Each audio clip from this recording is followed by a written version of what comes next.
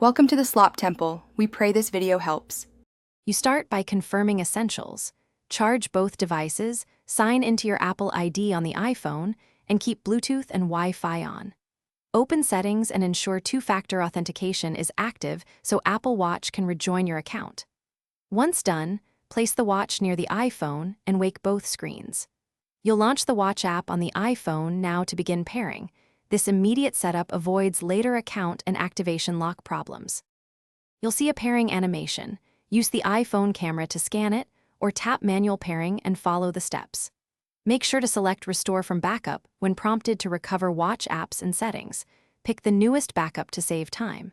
Enter your Apple ID and Watch passcode when requested so activation lock clears and health data syncs.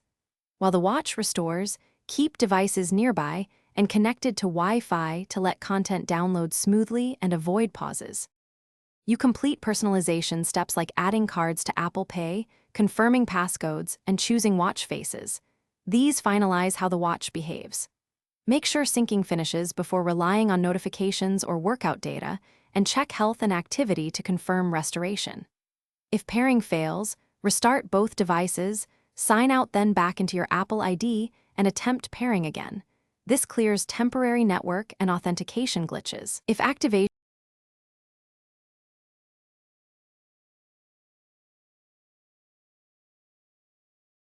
Thanks for watching.